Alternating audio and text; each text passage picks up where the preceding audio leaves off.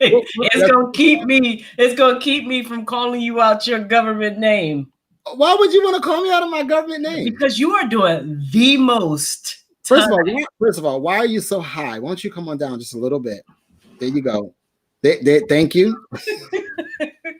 Y'all told me to sit on the pillow. Then he says I'm too high. Why don't you sit up? I can't. I'm in a stationary chair. You got one of those church chairs? No, it ain't even a church chair. Well, maybe it is. No, this is one of them fancy. It has cushions, so it ain't a church chair. Oh, okay. Hello. That's a proper hello. Well, thank you for that very much. Hello, how are you? I am wonderful. Are you wonderful? Hi, Ashton. Hi, Ashton. Who isn't running nothing? He's just hanging out with us. He's working. No, he's not. Oh, I guess you weren't working all day either, huh? Listen, well, so everyone knows in my office that I'm relocating, right? And so I have 10 years of stuff in the office. There's an echo. Turn your speakers down. There's 10 years of stuff that I have to pack up, and I didn't know where to begin. And then the phone was ringing, and then I had meetings. And so it was just a lot going on today. And I had a tennis match at 4:45. Oh, so Ashton, that's why he wasn't being responsive this afternoon. He said he was working. He was out playing tennis. That's where the truth comes out. The truth comes out on Refuel. I don't know what me working is not saying that I did not have a work day. It just meant that I rushed off from one place to another and then rushed over here to get to see you, beautiful. Yay! Ashton chew me out. Like, well, y'all, Facebook, y'all in YouTube, y'all know he comes in bossy and fast. And not owning that. That's not true. So you don't have to own it. We know the truth. Hey, everybody. Hey, Loretta. Yes, Ashton is working hard. Uncle Dash, can you please give me an opening, please? How about we do that? Can we just start right there? Can I have an opening? Can we get an opening?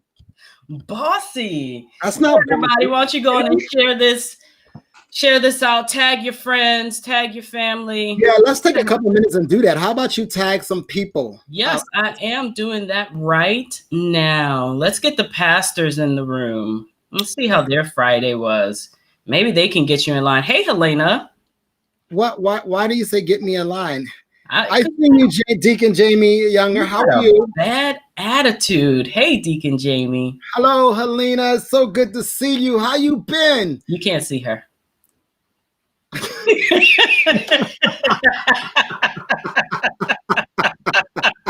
I can see her virtually. What are you talking about? You say what? I could see her virtually. You like my shirt? My shirt. This is how I feel today. Yeah, I said. I don't know what that is. Is that a raccoon or a ferret? Is a who? A sloth. I don't know what that is. Oh, goodness. Hey, John. How you feeling, man? Somebody help me. John, can you help me? I don't know what you tagged Angela for. Angela is sitting at some crab feast with somebody. I don't know what she's doing. Word. She had a nerve to tell me she done left me dinner. Like, I left you a little something, and it's you on your own. And like I said, girl, I'm a grown man. What do you mean you left me on my own? You were thankful when you went in the microwave or the refrigerator, though, weren't you? Shut I see you laughing. Don't you be laughing at her. Listen, your photo is right next to the frame that goes next. So don't have me put you on. Since I'm controlling the things right about now. My energy level like that, like it's up on the roof. So I'm just trying to calm myself down. What's going on with you, Johnson? How was your week? And okay, so let me just start off by saying the word was amazing on Sunday. Okay, don't waste your time. Like it was. I know that's the end of the tag, but take your time. Don't waste your time. Right. Say it again. Take your time. Don't waste your time. Hashtag take your time. Hashtag take your time. Don't waste your time. Thank you, man. The word it was good, and thank you for all of your feedback and energy around it. Spiritual development also helped it settle in me. You know my process, and you know it takes me a long time. And that word on Sunday. That Like word she on likes to Sunday. prepare. In case y'all don't know, Johnson likes to prepare. So our schedule comes out maybe the first of the month. She likes to prepare for 2 weeks.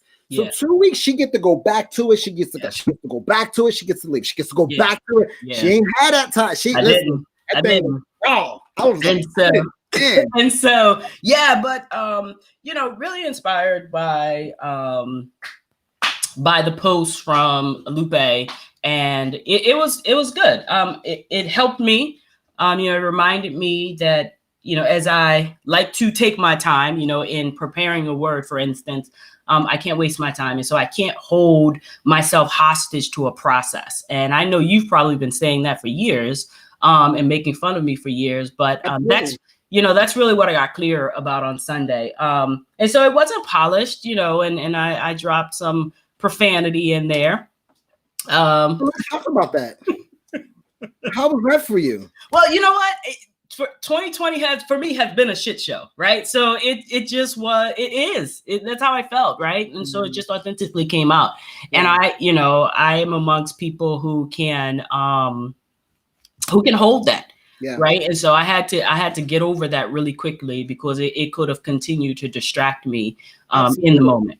Absolutely. And I was very proud of you that you were able to shift back and keep it moving, because as you know, somebody would have said, you know, oh my God, the preacher just cussed across the pulpit. Yeah. Where I have a whole way of thinking in terms of language. You know, that word wasn't even talked of or made of or created back then. I mean, right. And who knows what they were saying back then? Exactly. And so what people thought it was. So I mean, who knows, right? So it's interesting, because my mother and I had a conversation about profanity and what that looks like for respect and disrespect, and I had to advise. We were in this big exchange, her, myself, and Janice, in terms of they kept saying about, you know, well, what does it look like for children to be, you know, saying, you know, words that are common, or, you know, just words that are called profanity, like, you know, like the word you use, right? Shit, right? And so we were talking about that, because I dropped something. I was like, oh, in front of my mom, and she was like, and Janice was like, oh my God, it's just so disrespectful. And I had to like say, like, look, Mom, like, for real, like, it's not disrespectful, because it does not take away any admiration or how I feel about y'all. Now, you do get to say it offends you, and then I get to talk about that. But so we got to a really good understanding. It was just so hilarious that on Saturday we had that conversation, and boom, you dropped that bomb. I wanted to go to my mom and go, Gloria, did you see that? Yeah, so it was good, man. And I think it was just timely, right? And so my hope, my prayer is that when folks watch it, whenever they do, they realize, they take some inventory, right? And do the list that I invited us to do, and really just decide what you want these next couple of months, and you want your new year to look like. That's my hope. I think one of the many pieces of that sermon that I loved was about how you invited us to look at not coming out, or post-COVID, like not exiting out of post-COVID into the world opens, and not looking at ourselves and saying we're the same people. Yeah. Like knowing that there has been so much time for us to do so much. I think that was really what was in me, because that's kind of, I've been sharing that about a lot with people about, let's use this time to make change within ourselves. Like and you named it. Let's get a cert. Let's learn a different trade. Let's do something like read a book. Read a book. I think that was awesome. Yeah. And a scripture that you used was like about a new thing, and I'm doing it now. And what happens when we don't pay attention in the now? Like there was so much. Like I could have preached that. I wanted to come behind you and just preach. Even though I did have the opportunity to, I wanted to just preach and preach and preach and preach. I could have preached that until Reverend or Pastor Washington told me to get off the line. I know that's right. That Isaiah 43:19 is a common scripture, right? About the Bible saying, "See, I'm going to do a new thing." But what I typically do when preparing messages is I look for other versions, right? And when I saw that watch closely, it's italicized, and it gives emphasis on Bible Gateway where I did the translation. And then I am preparing something new. It's happening now. for many of the conversations that I've had during this pandemic, people just felt so alone, right? Yeah. And just in this just perplexed by, every day is something new, and we talked about it, I think last week, people were just news sick, right? And if we can just pay attention to that, it's happening now. Something new is being prepared, even now, even in being news fatigued, even being rushed and all of that stuff. It spoke to me, right? And I was able to get the message structured quicker than just kind of dwelling on that NIV or King James version. Yeah, I appreciate the opportunity with having technology to be able to review so many different versions of the Bible. Because the truth of the matter is, when you do that, like, it just enlightens you in so many different ways. Absolutely. Your interpretation is different. The way that they word things, it was very tricky back in the day. Yeah. Hey, Bishop Thomas is on with us. I see you, Bishop. He was on me this week. I tell you, Bishop was on me this week. I felt like he was on me. Speaking of Bishop, the Bishop Town Hall is going to happen on September the 24th. Nice. Now, I don't remember the time though. Bishop, put in the chat what time. I don't remember what time. Like, don't judge me. I feel like I'm so excited about that because it gives our bishops the opportunity to he's probably going to say, Sean, go look up on the message because he probably don't even remember. 4 p.m. Is that Eastern Standard Time? Yes, Eastern Standard Time. Did he say? Ashton, Uncle Dash just put it in. What did he put in? Put in 4 p.m. Oh, 4 p.m. Yes. So and he thought it was the 26th. Yeah, I don't know. No, it's Ashton's birthday party on the 26th. So I'm actually in transition, and I didn't want Ashton's birthday to be for him to be working. So we decided that went back to the bishops and said, listen, we need to move this up. So we moved it to the 24th at 4 p.m. And I'm excited about that. Yeah, nobody knows what time it is. So we're gonna get back to you guys because Bishop. No, I know. Bishop is saying 4. Hold on, let me check it because I know I have it. I guess I can just search his name. Knowing me, I probably deleted it. Yeah. So Bishop, tell us what time it is because I know you know. Bishop said it's 8 o'clock. Okay, then it's 8 o'clock. It's 8 o'clock on September the 24th. Let's make that happen. Let's make that work. I'm excited to hear what our bishops want to say. Why are you laughing? Tell me why you're laughing. I'm laughing because the person who is running the production of it doesn't know what time or what day it starts, and we don't know. I told you today. I'm talking about Ashton. You're going to be. I'm going to be. No. So here's the thing. We needed to change it for 2 reasons. One, the game changes. We needed to open it up. So we need to stick with the same structure. That's what Elder Teller wanted. Speaking of Elder Teller, thank you, John. Thank you so much. Big sis, you preach good. Yes, she did. So Elder wanted it to still look like the same one that it was before. So he wanted to make sure that we was available. So that's how that transpired. Okay. Well, I'm just saying. Yes, we're so excited that the Bishops Town Hall, they were committed. They said they were going to come back, and they are. And so we're excited. Right. What's going to happen? If y'all can see Ashton cracking up in the background, this joker is all he doing is just hanging out with us. He's not doing nothing. He ain't running the production. He ain't run no production in the last 3 weeks. He couldn't. Oh, did you see him do this? I can't see him. Oh, that's right. You can't see him. He is. Let's put him on. Come on, bring him up. Here we go. He's part of the team. He's gonna cut his camera. I am working, sir. I am working. I can't show you my work computer, but I am working. Listen. You know I like to pull your chain and you just so you know you're still part of the family, and we appreciate all the work that you do, even though you're not doing nothing for the last 3 weeks. Nor service, you've been like waiting for me to log in. So, but I dig it. Like, so everybody, if y'all don't know, Ashton is the one that gets our stuff all prepared. Like, he lines it up. Only thing I'm really doing is just logging in and just moving stuff along. And then he lets me know when I do stuff wrong, even though I told him everything he knows. Right? Now I feel like I can't teach him nothing now because he done learned everything. He got a new system. He's gonna be blowing us out the water. Oh, wait, is this the new system that he's on? Look at, that's where that camera came from. That explains why that camera is so crisp.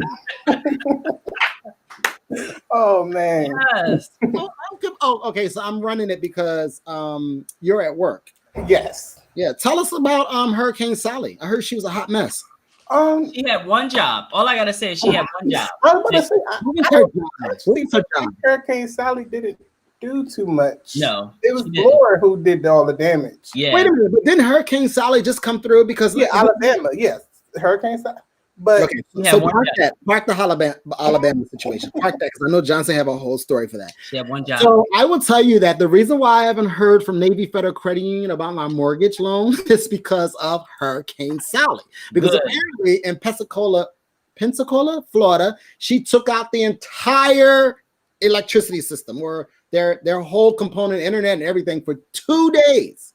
So I lost 2 days. How about that? So congratulations. Sally, we thank you. They were on it today. So tell me, Johnson, what was Sally's one? She had one just to destroy the house that you were planning to buy. That was it. Or the office that you were planning to go to. We just needed to delay your leaving. Clearly, I didn't pray hard enough. She had one job. Let me get this straight. Are you saying to me on this whole platform that you wanted Sally to destroy the house that I'm purchasing? Absolutely. Johnson. And the building that I'm gonna work in? Yeah. Now, just to delay it. And possibly they could reconsider and move it back to DC like they planned to do. Okay, so can you pray something different? Because what if that prayer is still out there? Well, clearly my prayer didn't work. It was only to so you wouldn't go. Once you're there, you're there. So I'm moving next weekend. I do. Not impressed. You're not impressed? Sure. Oh, I'm sorry. I guess that was for me to tell you that you want me to take you out of it. Yes. Or he goes. Wait a minute. Do you have any phone calls? I'm doing work. I'm doing paperwork today. Admin. My bad. Mm-hmm. I'll let you go. Thank you, Bishop. That's it. Yep, my bishop's right here with me. He was with me. Okay, Ashton. We'll see. Just keep me entertained in the background, okay? Bishop Thomas, don't you be praying for a delay, okay? I need to get settled. I really do. Like, I need y'all to pray for.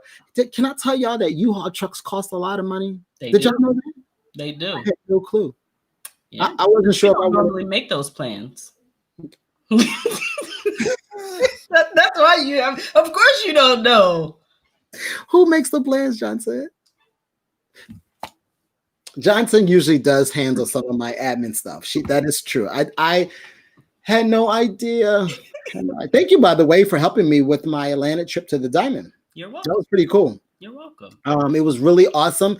Turned out to be amazing. The cake was delicious. Thank you, Deacon Mel, for the suggestion for what's it called? Piece of cake?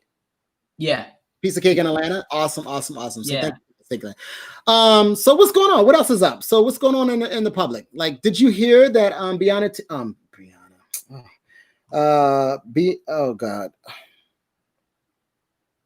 Breonna Taylor's family settled with the state with that Kentucky? Kentucky, yeah. Yeah, was it?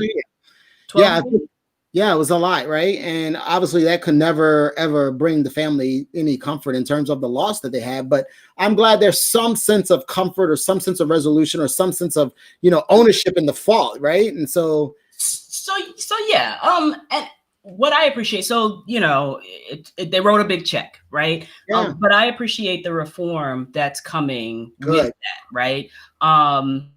And what I find interesting is these states and governments write the check, but not the actual people who committed. So You know, I have some feelings about that. Yeah, yeah. But I'm glad that that came out, and her family will, you know, burdens will be a little lighter because of the accountability that was had. You know, and I still sit in a place of wanting justice, right, for something senseless. But I can appreciate the reforms that were in the agreement. I just want to see it come through fruition. And hopefully it will. And that leads us into the whole importance about voting. Like, let's vote. Like, you know, I think that for me, I want people to know to do their civil duty to ensure that our country is protected and have someone that can at least lead us way in a different route than what we're going right now. And I know that I read somewhere that there was a group from Black Lives Matter. I don't know. I'm not saying it was, you know, the Black Lives Matter, but they were part of the group or whatever, making reference that they wanted people to stand down until there was some agreement made or some promises made and some contractual, you know, stuff done at the table, whatever. And, you know, that they were suggesting that people not vote until that was done, until, you know, there was a side that said, this is what we're going to do. I just want people to know, like, I think that that's a, you know, I hear them, but at the end of the day, you have to vote. You have to vote. You know what I'm saying? Like, it's to the point where I want people to be like, you know, if you don't do your civil duty, you don't get no booty. Like it's like I need people to kind of get in their head, like, tell your family and friends, like, listen, like, it's time out for this whole stuff. Like, if you don't vote, like, I'm not fooling with you. Like, that's the truth. Like we don't have it. Like, if we don't win this election, people are going to come after us. The LGBT community, period. Like, they're like, you know, they're gonna, like, they are going to come after us, period. In the story. Yeah. So, yeah, you know, like, you start using some tools to say leverage. Like, if you're not going to vote, I'm not hanging out with you. Like, I want to make sure all my friends vote. So did you get your package? I did. Okay, good. Joy made sure you got that joint. By the way, Joanna did something. Her sorority did something last night, right? They did. I don't have the name, but they partnered with HRC and had a conversation about voting. We'll get it shared.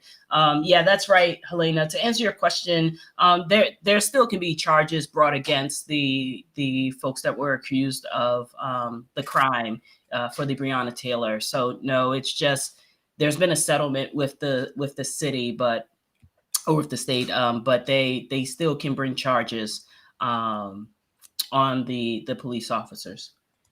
We're praying for your friend. We're sorry to hear about your loss for your BFF Lamont Williams. We're praying for you and their family. And so much is going on. Helena's asking, what's new at UFCB, Sean?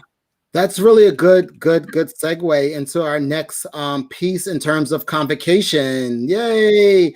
And I don't actually have it loaded here, so I don't have the convocation thing, Ashton. I don't know why that's the case, but you know, I would expect that to be. And so let's talk about convocation. So yeah, convocation. So listen, for the 9 people that are signed in and all the ones that are going to watch this later, like, you need to register for convocation. Convocations is from October the 8th through October the 11th. We have workshops on the 8th, 9th, and then there's service the 8th, 9th, and the 11th. I think I need everyone to know that it's very important. The registration fee is only $50. It is virtual, okay, because we're in a situation here, right? And so we're trying to do something different, trying to continue to maintain. And so I want everybody to, you know, go to www.ufcmlife.org, and we'll put that in a message group right here. And I need you to register, right?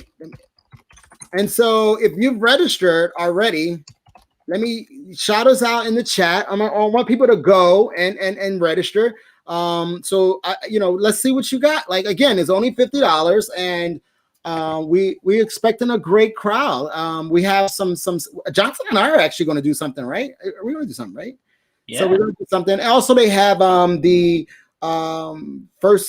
new voices, which will be done every morning, and there's you know, a list, and I'm excited to hear about that. So yeah, so we're going to try to keep it as simple and as normal as possible. The same kind of things you did, you just won't be leaving and going to Charlotte. You'll just be staying at home and logging in. So I'm really excited about that. That's right. I know I'm excited also. I'm excited that we're doing. I'm excited that we still get to create the atmosphere of convocation while being safe. And so there are still people who are saying yes. I am appreciative that we will have the opportunity for the world to see what goes on.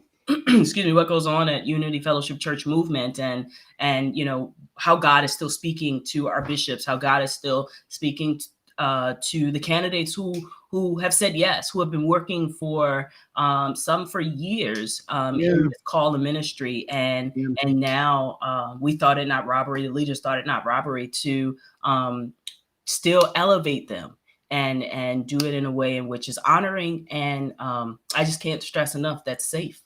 Yeah, no, I agree with you. I think that's very important to stay safe. I was talking with someone the other day when they made reference to me needing to quarantine for 2 weeks once I got to Alabama, because Alabama has increased the numbers, and Maryland is pretty high as well. And I talked to someone in Atlanta, and their numbers are climbing. Atlanta has opened up completely. Georgia has opened up completely. Like they're like phased out. Like everything is open. Clubs, bars, everything is open. So, you know, it's to the point now where you just have to figure out what are the next steps. So in terms of our convocation, we thought it was very important. The bishops thought it was very important that we still have convocation and be safe at the same time. Yeah. So check us out. Ashton has put in the chat where the registration link is. And so just go and register. Like, check us out. Again, we have workshops are going to happen. Vending, like we're still vending. Yeah, vending. We're going to create a t-shirt, get your sweat rag. All of that stuff will be available. She had to throw in the sweat rag. I can't. So I'm just saying, you know, people like you sweat a lot. Well, so I do sweat. I drink water. Hello. Cheers. Can we clink on here? No, other way. Go to the yeah, there you go. Clink. Yeah. So you know what I want to do? Once I get settled, one of the things I want to do is I want to start bringing in people like John Goodwin, who he's also a preacher, just to talk to him. I want to bring Kevin Teller in, and I want to figure out a way to take some phone calls. So that was for Ashton. That was a task for Ashton to figure out. I want to start taking some calls. Okay. What are some of the questions you all have out there? The 10 people that are online right now with us. Hallelujah for you taking your time out for Saturday. But what are some of the questions you may have as we are filtering through? I'm trying to find the list, Johnson. I can't find it. Find what list? The one I sent you, Slim. I got it in front of me. Oh, go. Sorry. Let's talk about Sunday. So I've gotten a lot of phone calls, a lot of text messages, a lot of inboxes saying that people didn't know I was moving. I'm not quite sure how, because we did a whole segment on that. Like, I blasted it out. I put it out there that I will be moving to Alabama. So this upcoming Sunday, right? Thank God for Angela, because she was determined that we were going to have this. She wanted to make sure that we did this. Check this out, yeah. That this upcoming Sunday at 4:30, between 4:30 and 6 o'clock, like, people get to come and drive through and just wave and say hello to me and goodbye. Like, you know, farewell. There's a Cash App if you're interested in giving a gift. You know, I mean, if you want to give a card, by all means, drop it off. But this is an opportunity for people to just be like, hey, Robinson, it was great. 30 years. I've met a lot of people, and a lot of people are kind of feeling some kind of way because they're thinking that this just got dropped on them and that they want to spend some time with me.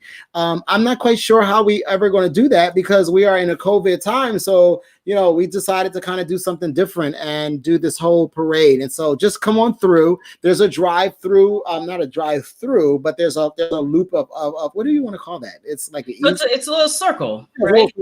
Yeah. So you want to get in your car and drive on over and just like wave so I can see you, and then we can like blow kisses and cry, because I'm sure I'm gonna cry, because it's, you know, I do know a lot of people, and it is in me that it is okay if people don't show up. Like, Okay. I'm okay with that because Right. I think that I'm still gonna, hold a lot of people dearly. Like, I'm gonna miss my church. I'm gonna miss my church family outside of although we haven't been physically together, like I'm gonna still miss knowing that I'm gonna be there next Sunday or something like that. So, we'll still maintain. I'm gonna miss the Fab Steppers. I'm gonna miss my tennis group. I mean, it's just a lot of components. I'm gonna miss some of my realtor family. So it's just a lot of like different groups that I'm a part of, and I'm just gonna miss everyone. So, but it's all good. Like, I'm gonna start something new. I already got hired by a broker in Alabama, so I'll still be. Sally had one job.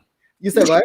Sally had one job. Yeah, and I already have. Good. Congratulations. And she's giving me a gas station to sell. Oh, like, nice. I've never sold a gas station before, so I'm excited about that. I'm really am. So we'll see what God has for me. I'm trusting the plan. Good. So I'm excited about what we're going to present today. Lead into that because Stephen Covey, I've been following and reading his books for some time now, and so we're gonna play a short video of the 7 habits of highly effective people, and this is just the summary. We're only going to touch on the first 3. The first 3 habits, and I'm trying to find here it is right here.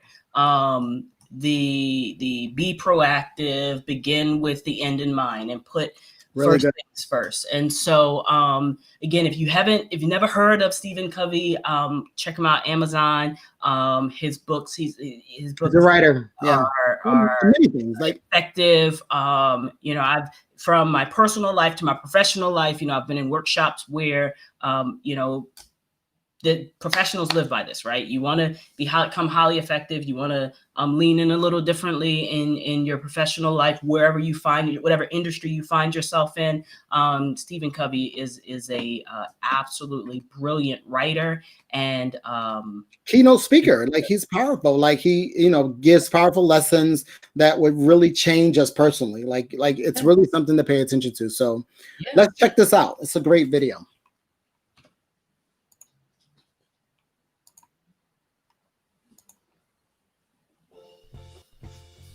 What's going on, guys? Today's video is going to be on the 7 habits of highly effective people by Stephen Covey.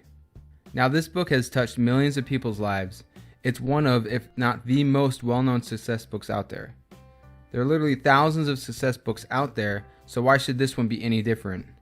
Well, Stephen researched the last 200 years of success literature and found something quite interesting. In the last 50 years, most of the books have been focused on the personality ethic. Things like public image, how you dress, how you perform in social interactions, positive mental attitude, skills and techniques to get people to behave in certain ways. These books focus on how to appear rather than how to actually be. The 7 habits of highly effective people takes an inside-out approach. It focuses on the character ethic rather than the personality ethic. In the words of Stephen Covey, almost all the literature in the first 150 years or so focused on what could be called the character ethic as the foundation for success. Things like integrity, humility, temperance, courage, and justice, patience, industry, simplicity, modesty, and the golden rule. The character ethic taught that there are basic principles of effective living, and that people can only experience true success and enduring happiness as they learn and integrate these principles into their basic character. Greatness starts from the inside out. Of course, there is a place for personality ethic, but character forms the foundation. Personality ethics need to be rooted in character. The personality ethic can be seen as fake, or as a fake it till you make it image if it's not rooted in character. Sometimes people apply these personality techniques in order to use and manipulate people to meet their own goals and agendas. In the long run, people will eventually see through this duplicity. But you can't fake character ethic. If you're still a little fuzzy on this concept, picture an iceberg, right? The personality ethic is above the water. The character ethic is below the water. It forms the foundation. It's where the greatest impact over the long term is. It's where you sow the seeds of greatness. The problem is that people don't focus on the foundation.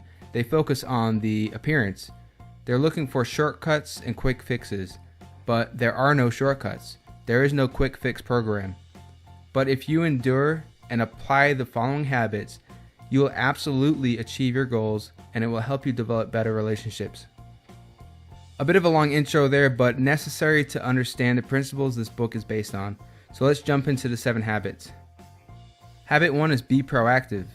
Let's look at something called the circle of concern and the circle of influence. The circle of concern consists of all the things that are out of your control, like the weather, politics, what people think of you, the economy, other people's mistakes, and other people's opinions. The circle of influence consists of all the things you can control, your attitude, what you read, what skills you learn, your enthusiasm, how you spend your free time and who you spend it with, your habits and hobbies, and so on. With that said, there are 2 ways to live life. You can either be reactive or proactive. Reactive people complain about the things that are out of their control. Their environment and outside forces affect their performance and their mood. Additionally, they don't take action or ownership of the things that they can control. And then you have the other type of person. They are proactive. This type of person realizes that their decisions determine their life, not their conditions. Proactive people don't complain about things they can't control. Additionally, they take action to improve the things that they can control. Proactive people understand that sometimes we may not have complete control over a certain situation, but we can control how we respond to a situation. So let's look at an example of how a proactive and a reactive person responds to the same situation. 2 people take a test and then they both fail. One blames the teacher and gives up. The other takes responsibility and ownership, studies harder, and tries to improve themselves. The reactive person complains about how bad the teacher is, and the proactive person asks, "What can I do?" They look at themselves first instead of blaming and complaining. Don't focus on what you can't control, focus on what you can control. Take responsibility, and keep in mind, as you become more proactive within your circle of influence, it grows bigger. You bring more power into your life. Even if you only implement 1 habit out of these 7 habits I'm going to go over, make it this one. This one alone can have a huge impact on your life. In life, you either act or you're acted upon. Habit 2 is begin with the end in mind. All things are created twice. The first time it's created is in your mind, and the second time is in the real world. So let's look at how it's created in the mind first. To get where you want to go in life, you need to have a map. You need to determine your life goals, your destination, and you also need a plan on how to get there. Otherwise, you're just aimlessly wandering around in life. So where do you want to go in life? Have you sat down and clearly defined the type of life you want? Do you know where you want to be in 5, 10, or 15 years from now? If not, then you're wandering around aimlessly at the whims of everyone else. Let me put it another way. Picture your life like a ladder. You're climbing up the ladder of life, working hard, doing the right things, and making progress up the ladder month by month, year by year. Then as you get toward the top of the ladder, you suddenly realize your ladder was leaning against the wrong wall the whole time. A lot of people live their lives like this. They don't have a vision for their life. They don't have what Stephen calls a personal mission statement. You need to make a conscious effort of where you want to end up, or other people will control your life and where you end up going. This is why this habit is so important. You need to figure out your destination first and then work towards it. If you're not really clear on what your purpose is, then think about the end of your life. How do you want to be remembered? Why do you want to be remembered for that? Find your purpose and make sure it has a strong why behind it. Not something like having a lot of money, but something that you have a real passion for. You weren't put here to make money, buy stuff, and then die. You have something to contribute to the world. You can add value. So find out what that is. Instead of asking what life has to offer you, ask what you can offer life. So take the time to think about your purpose, think about your values, and write them down. Your personal mission statement can be as simple as Will Smith's, which is, I want the world to be better because I was here. Very simple, and what you do is you keep this mission statement at the forefront of your mind, and whenever you make a decision, you see if it's in alignment with that mission statement. This will keep you on track. Go crazy, create your ideal life and your legacy. It can be whatever you want, dream big, and don't hold yourself back. Most of the time, the thing that holds us back is ourselves, so don't let self-doubt get in the way. Realize that anything is possible, so define how you want your life to be right now. Don't let the past or anything else hold you back. You write the script to your life, no one else. You are the programmer. All right, habit 3 is to put first things first. If habit 2 says you're the programmer, then habit 3 is write the program. This is the second creation. As you learned in habit 2, all things are created twice, first in the mind and then in reality. Habit 3, putting first things first, is where you take the steps and actions required to make your vision a reality. This is where we begin examining our daily routines and habits. Ask yourself, what's the most important thing for you in this moment? It's probably your significant other, finishing school, improving your health, or your family, right? It's not checking Facebook or Instagram. So why do we spend so much time doing these useless things, right? We need to get into the habit of putting first things first. Taking the time to focus on what really matters and focusing our efforts on what's going to get us to where we want to be in life. Really start questioning the scripts and the habits in your life. We've all fallen into the vicious cycle of waking up late, eating poorly, leaving late for work, rushing through traffic in a state of stress, being unorganized at work and being pulled in 1,000 different directions, and then getting home, eating fast food because you're tired, and then falling asleep late because you watched some new TV show. And then you wake up late the next day to do it all over again. This is the perfect example of not putting first things first. We could all use a little help in the time management department, right? And we all have a lot to do. So how do we manage time effectively? Usually we all write things down on a giant to-do list, and we tend to go in order from top to bottom with no real priorities. This is not the way. Or you schedule things on a calendar, which is a decent practice, but with one interruption, our whole game can be thrown off. You could also try daily planning based on priorities, but again, one interruption or emergency can mess it all up. Most of us fall into this time management scheme. But there is another way. The best way is to categorize things by urgency and importance. Steven developed a cool quad chart for this, and you need to categorize items in the following. Quadrant 1 is urgent and important. This is putting out fires, emergencies, and kind of the reactive mindset.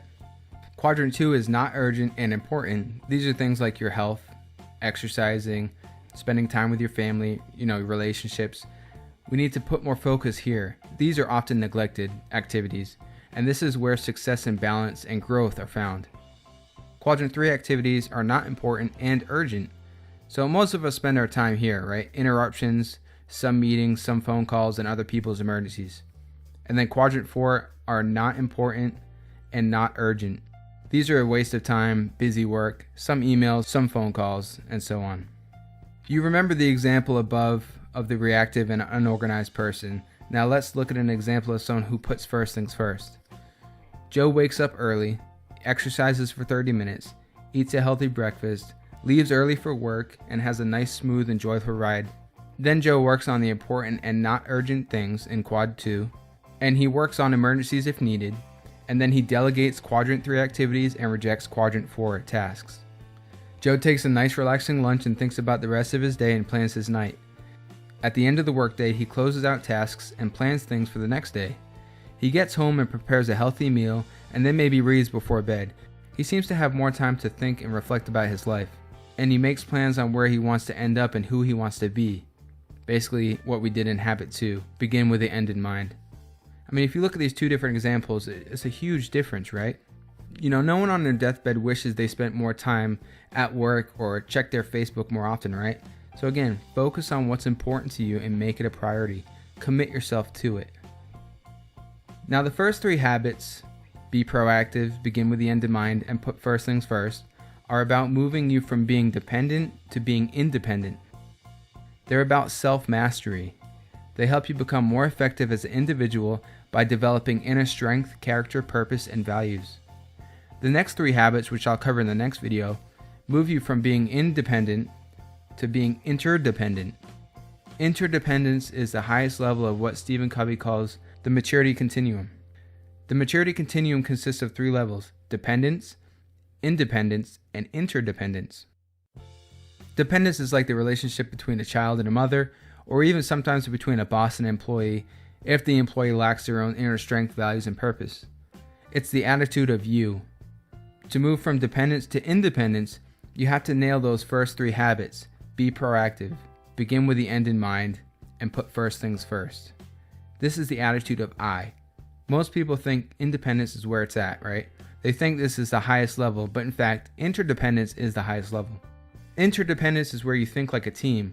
Think family, think marriage, right? A team mentality. We accomplish what we want together. It's the attitude of we. We can combine our talents and our abilities to make something even better.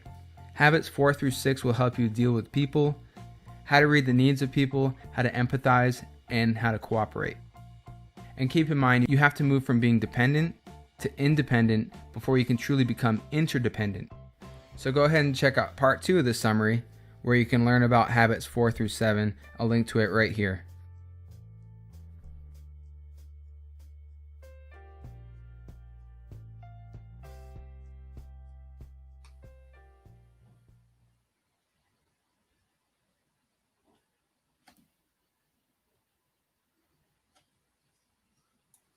Yeah, that was pretty dope. Like I felt like that was pretty heavy in terms of be proactive, begin with the end in mind, and put first things first. Like I like that. Put first things first. Yeah, but we had some breaking news during Let's talk about it. Justice Ginsburg has transitioned tonight. Oh yeah, I think I just read that. It just came across my timeline. Who was she was actually from what I remember holding on to her seat as much as possible. She was suffering from cancer. Yeah, pancreatic cancer. I believe it was. Wow. Yeah. So with that in mind, it will be rude and disrespectful if the people don't vote. How about we talk about that? Okay. Like be proactive. Like this woman was holding on to her seat. Like literally, she was still working. She was from her hospital bed. We had no excuse because she didn't want her seat. Here's the thing. What's interesting is I think I read somewhere a couple of weeks ago where she was holding her seat until the presidential election. Because that would, and she did a mighty work. In fact, there was a movie that she made, or that was made about her. Let me see. Yeah. I love technology because you can just look stuff up. It was about On the Basis of Sex. Yeah. It was a biography, legal drama based on the life. Ruth. Yeah. It was like, check that out. Like, let's honor her. Let's just have a moment of silence for her.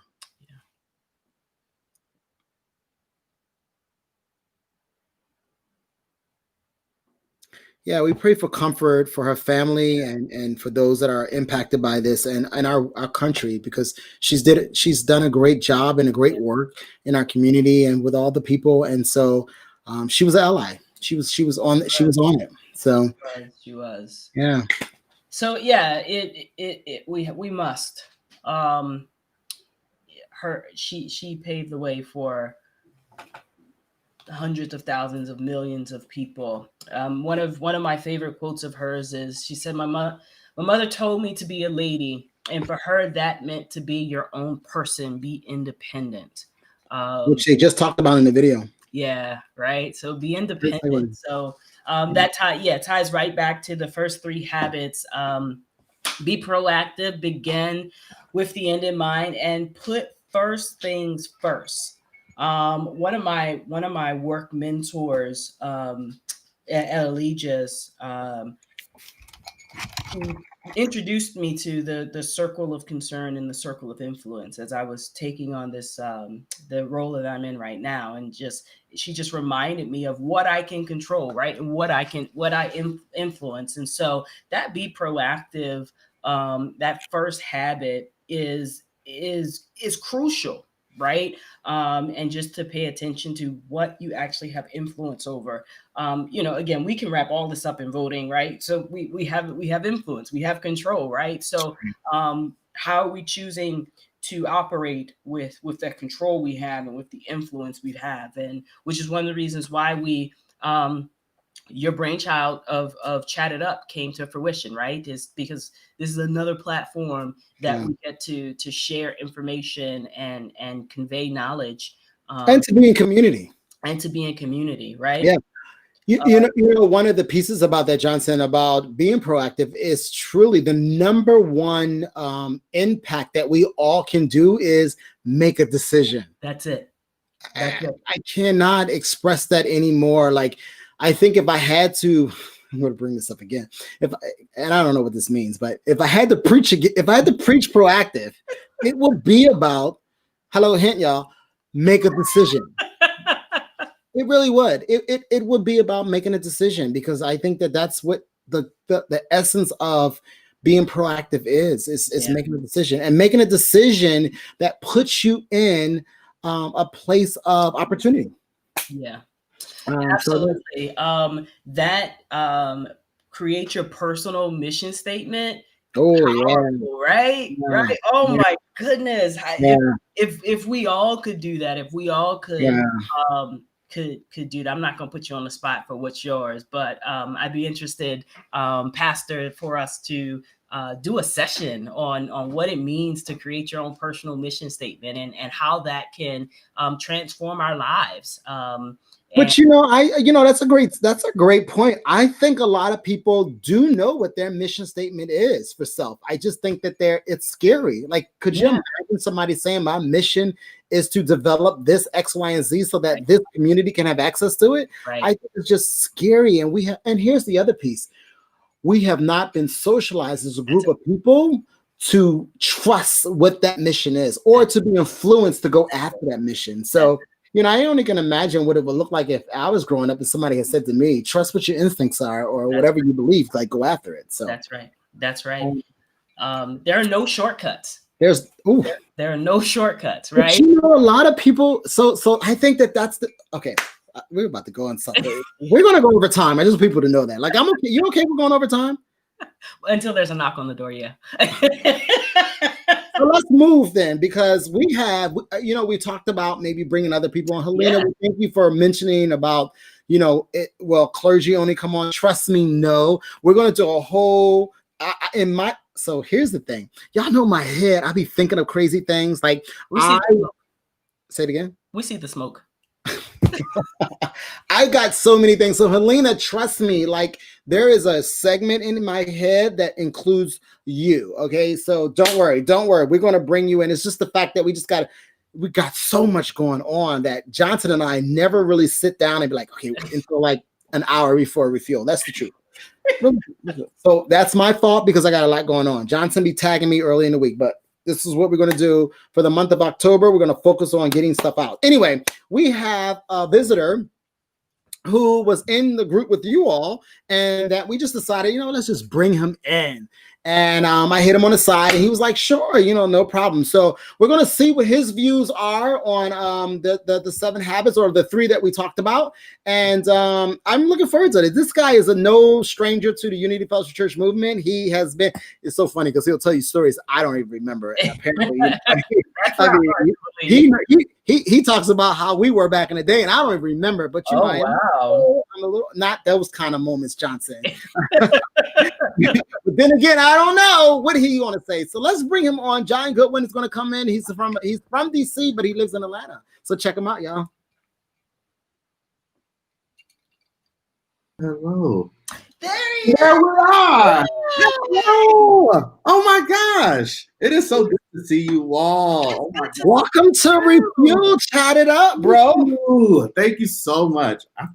We see the lesson plans in the background. He's an educator. Listen, you don't know how much time it took me to get this done, and with the babies, and it's just such an honor. John, tell the people what you do and how long, like, what's going on. So I am a 5th grade math teacher. So could you imagine that? 5th grade math teacher here in Atlanta. And everything has literally just been going well. This pandemic has really shown me how to really sit down somewhere. Really, because so many times I'm on the move, getting stuff ready for my kids and just doing everything else. But literally, I said to myself before COVID happened, I need a break. I just need time to just think and just self-care. Yeah. And literally COVID happened. Yeah. And once COVID happened, I got it. Okay. And I said, wow, okay, God, I get what you're saying. And at first I didn't understand it because I didn't know how I was going to teach from a computer screen to almost 90 kids. I didn't know how to do it, but then God had to remind being effective. Right? Yes. And literally, I remember what Bishop Cheeks told me so many years ago, that your words have power, and that every word that you speak, it is literally, you're asking it to come back to you. Yeah. And that, at first I didn't understand it, but then once COVID happened, I realized I had to move Mr. Goodwin out of the way and take care of John. Okay. Because literally I was giving my all, but I had an empty tank. Okay. I had an empty tank, didn't know how to, replenish and refuel. Didn't know how to do it. But once pandemic came, God literally forced me. It was mandatory to sit down and take care of you. You take care of everyone else, but you yet to take care of yourself. That's good. That's good. So speaking of taking care of yourself, what are your views on the 7 habits of highly effective people? I mean, because that ultimately is about self-care. I mean, absolutely. Because if you don't care, you can't even accomplish number. Right. Listen, this is my view. A highly effective person knows how to balance work, everything else, but they have to put themselves first. It's not selfish to take care of you. It's not selfish. You're taking time to pour back into the one person that you cheat the most. Everybody, we give our all to everything else. Did you say cheat yourself? Cheat yourself. I need the people to hashtag that. Cheating yourself. That's really good in terms of self-care and how that looks like when Johnson made reference earlier on Sunday when take the time to go hashtag take your time, don't waste your time. Take your time, don't waste your time. That plays in part of self-care. Because if you don't have self-care, then you can't pay attention. You won't be able to be focused. That's really good. That's good. And I want to add on to what Johnson said, that you can't call her Johnson because that's only my line. No, you can't. But what I love is that, we spend our quality time on people who aren't worth our time. And because of that, we find ourselves mixing priorities. Other people become our priorities. And we cheat ourselves in the midst, or we lose ourselves. Okay. Yes. And what I had to learn, because I had to learn it the hard way. Yeah. I was that person that everyone came to for advice for anything. And literally, when I was in that seat, I called everyone I knew, I text, no response. And that's when I knew I'm literally wasting my time on people who aren't worth my time. Yeah. That's about putting things first. Putting yourself first, eliminating energy. So I need y'all to catch this. The brother just said about people who are draining you, who are removing people out, and that's actually habit number 3, which is putting things first, eliminating energy and time wasting tendency people by focusing and executing on something widely that's even if we talk about self-care, that's towards yourself. So that's really good. That's good. Man, that's really good. Thank you for being able to just pop in with us. That's what we want to do. We kind of want to pull people out and who say, "Hey, are you available?" Right. What's your idea? What's your thoughts on being proactive and reactive? I thought that was pretty dope. Like I know a lot of people that are reactive. And what I can say to that is we have to be slow to speak and very quick to listen. Because you will miss direction because you are acting out of emotion. Because if somebody says something to you, you just immediately go off but you had not marinated what that person said to you. Why do you think that is? I think because sometimes we are so defensive. Oh. And we feel as if it's not what we want to hear, we don't want to hear it. We don't want to hear it. And we don't want those people in our lives telling us the truth because we like living in our own mess. Yeah. And, once we consider, we live in our own mess and we create more mess and we get with people who like being in mess, we become hoarders. Yeah. Yeah. Hoarders. Right. We do. We do. Hoarders. and that's why we have to focus on what we control and then take responsibility. Say that again, Johnson. Tell the people that again. Right. So focus on what you can control and then take responsibility on that. Just that alone. Right. Because then you won't be a hoarder. You won't be in the mess. And then you'll be able to identify the messy people. Right. Yeah. I think so. Let me push back just a little bit. I think we know who the messy people are. I think it's just comfortable to be involved with the messy people.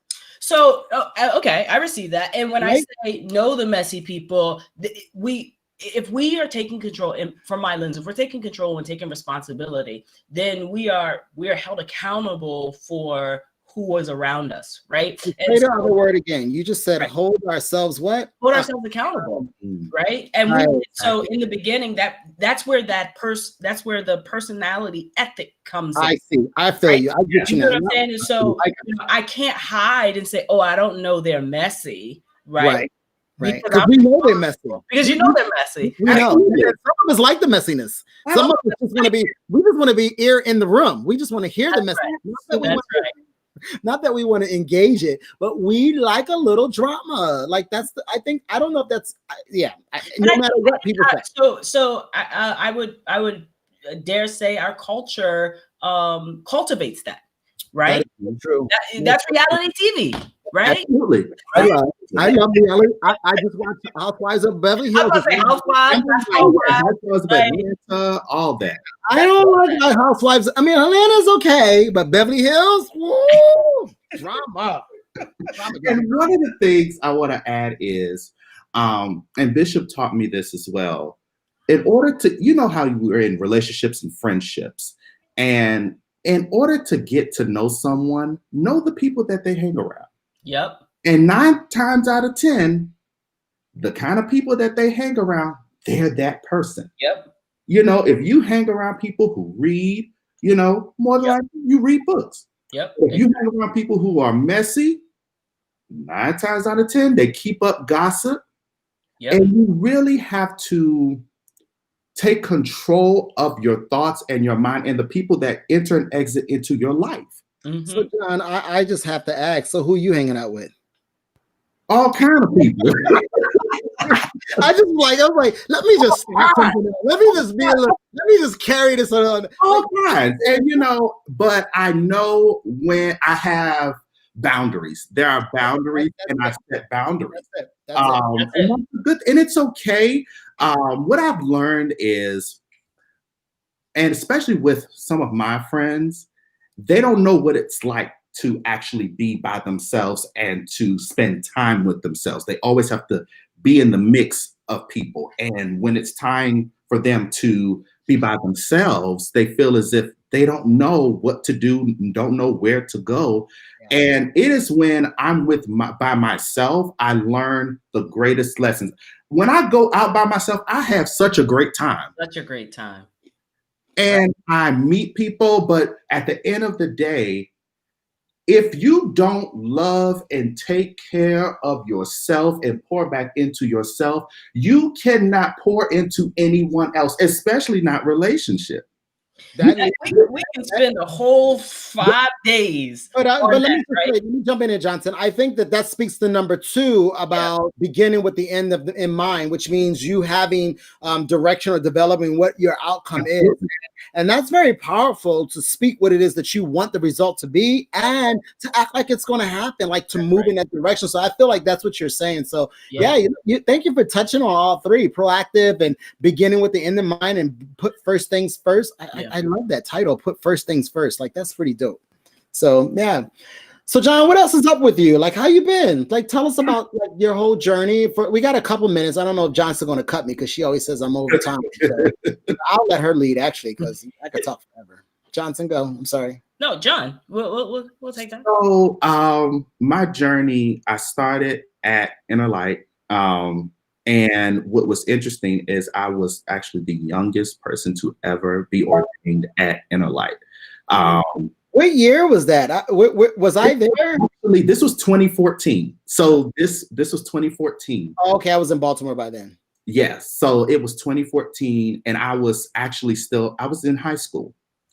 And it was a rough process. And I told Bishop, I said, just because I'm in high school doesn't mean you have to make adjustments for me. Right. You know, my yes didn't make adjustments. You know, when I said yes to God, I accepted everything that follows behind that yes. Yeah. So I got ordained. And then once I got ordained, that's when I came to Atlanta. And I came to Clark, Atlanta, and literally move-in day. I wasn't financially enrolled. Didn't know what that meant at all. Literally owed over $10,000. Wow. And what I love about this day was I literally had to activate my faith because I did not want to come all the way back to DC to try to think of plan B. And I literally told God, I will not pay more than $5 to get enrolled. So literally as the day went by, at 4 o'clock, my balance was $1,001. Oh. And I said, God, I'm not paying more than $5 to get enrolled. Something's got to happen. Financial aid was closing at 5, and it was getting close to closing time. And my high school principal called me, and she said, John, I tried to get in contact with you after graduation, but I wanted to let you know that we have a $1,000 scholarship for you. So I said, can you send that over? So she sent it over. Literally, guys, at 4:58, I only paid $1 to get enrolled. Look at that. Look at that, right? That's somebody should have been blessed right there by hearing this brother's story. When you make a declaration that I only want to do this, right? So that is definitely beginning with the end in mind, right? Yeah, you that's went good. There, right? And you declared at the end, this is all you wanted to do. And people of God, that is what faith is. Yes. Right? That is what it is. It's you talked about the story with Bishop, and your words have power. Exactly. Your words have power. John, man, we could talk for hours. Hours. Definitely want to bring you back. Thank you so much for being available, being able to jump right on, not missing a beat. So we love you, and we wish you well. Love you both. And thanks for sharing about educators and the struggles that you all are enduring as you are managing and navigating this virtual environment. Yeah. I think people need to hear that. So I think what I would like, and Johnson, we'll talk more about this, whether your buy-in and how you want to lead the direction in terms of maybe we need to have a segment surrounding educators who are, in the midst of this virtual environment and knowing those that are being proactive and then those that are being reactive. I think that is a difference in how people are managing the feeling around that. Yeah, and I think, again, creating a space for that, and along those lines, letting your voice be heard, because I'm sure, again, there's many different perspectives. I had a conversation with my best friend last night who has a 5-year-old who's virtually learning, and, what the parents are going through. My Instagram feed last week was tons of parents talking about having to, do stuff that some of them really aren't prepared to do. And so, but definitely, we will definitely create that space. A lot of folks are on-prem plus virtually learning, and then having to make that decision, right? Do you send your child, or, for many parents, their children closed the year virtually just because that was the only option. And many parents have decided to, when schools did open for them, send their kids back because their kids just thrive better, you know, in person and not having to navigate the virtual learning. So we are praying for you again. You know, Baltimore is always here to support you and you know, offer you a platform where it so fits. Absolutely. And I'm moving down south, and you're the only person I really might know. So it is my hope that you and I will connect more. Yes. I'm living very close to you, so yeah, like it'll be great to connect. So what church are you affiliated down in Atlanta? Are you with the Unity Atlanta? I'm not meaning to put you on a spot or anything. See. But I'm actually with Elizabeth Baptist Church, where my pastor is Dr. Craig L. Oliver Sr. Okay. And he actually went to CAU, just so down to earth, literally changed my life and really helped me get through CAU. Okay. He's just the bomb. I mean, words can't even describe how he blesses us week after week. And what's so funny is my grandmother's name is Elizabeth. So it was just like, this is where I need to be. Amen. Well, we wish you well. And I know that that's a ministry that you are actually actively preaching and participating and ministering in. And so we'll continue to keep our bond with you. And hopefully maybe we'll invite you back for perhaps our men's ministry or even some other event that we're having. It would be great to continue to keep our relationship together. So thanks again for joining us, and stay tuned. So hold on, don't go nowhere. Okay. Just stay tuned. We want to talk to you some more. Hold on. Johnson. Oh, okay. Good stuff. Glad to have John jump on. And again, as Robinson talked about earlier, that's what we want to. We want to create this type of space. So be prepared. If you're in the chat and you say, oh yeah, you know, are you going to invite other people on? Make sure that you're at a computer and that your hair is done. You see, John's hair was all nicely. Well, John wasn't. I just caught John fixing his hair. I told John it was all beautiful for us. He got it right to get on.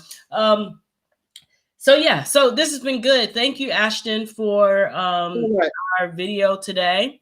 Would you say? Yeah, he did pick that. You're right. No, you're right. Did you say for sorry, Ashton. Sorry, bro. So this is the last time that we will be having you in Maryland do this, and so no, I'll be on Friday. I will be on. You'll still be here on Friday? Yeah, I'll be on Friday. Okay, well, I'm gonna save my exit speech. You say an exit speech for me? I did. Anyway, I'll go to my next point. One of my quotes from Stephen Covey that I read often, and I've actually I haven't posted it in a while, but it's setbacks are inevitable. Misery is a choice. And so as we are talking to me right there, season of pro action, I want people to know setbacks will come. Yeah. But to be miserable, it's a choice. Yeah. I think that leads into the decisioning piece of being proactive. Like, you got to make a decision. So you want to move? Do you want to stay? It's up to you. There has to be, and I know that it's hard, and I know that it is uncomfortable, but we gotta move from those places. So setbacks are inevitable. Misery is a choice. So absolutely, thank you, Ashton, for putting that out there. It's time for us to go. We love you all so much. I want to play this song though. Don't judge me.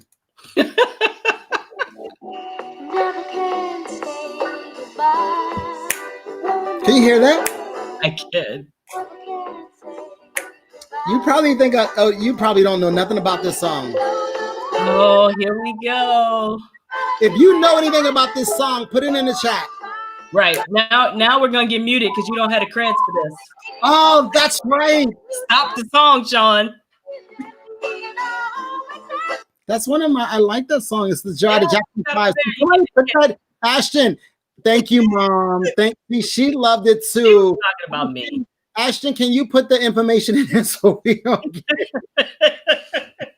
It's by the Jackson 5. Never say goodbye. Ashton, put the We don't own the rights to that song. We don't own the rights to that song. I forgot all about that. Ashton, can you take care of that, please, buddy? Ashton was like, yeah, because you know, Negro, that you wasn't supposed to do that. I forget. I had the credits ready for my song. You said what? I had the credits ready for my song. I forget about that. I really do. This is why you do what you do. We would do what we do. Good. Yes, Carla, talk about you. You want to talk? Mom, you want her to talk about me? Because I talk about her. How about that? No, she's talking about me. Okay. We love you, Sean. We love you, everybody. We will join us on Sunday for our worship service right here, 10:30. I don't even have anything to put up on it. Also, before you go there, Johnson, let's talk about if anybody's interested in giving, by all means, you know, here's some options. Oh, shoot. See, this is what happens. If you're interested in giving to... That's not the giving slide. Follow us on social media, everybody. You can follow us here. Follow us on Instagram or follow us on, subscribe to our page on YouTube. We want you to go and subscribe on YouTube. We have some major things that we're wanting to do. We want to use that platform, and we absolutely need to subscribe. Absolutely. Boom. There we go. There we go. Here's our ways to give if you're interested. By all means, by our members, please use RIM. And if you want to text anything to us, by all means, you use UFC Baltimore, followed by the amount to 73256. And again, we can do Cash App. We appreciate it. We appreciate you. Oh yeah, like I feel like that's pretty dope. And so I don't know where he went. He's clicking and I mean, this is what happens when you are like doing double duty, because Mr. or Uncle Dash is busy. But no, you know, obviously we joke a lot here, and that's what it's all about, making it very light on a Friday when we can't really do the things that we want to do. So be safe out there. We love you. Don't forget to vote. Don't forget convocation. Don't forget to come see me on Sunday. Do a drive-by with us. And so, yeah, thanks, John, for hanging out with us for a little bit. And hopefully next week we'll probably bring somebody else. And I think that's pretty cool, right? Just bring them. Did you like that? Never know. You never know that, but you got to have good lighting. All right, Johnson, I love you. Take care.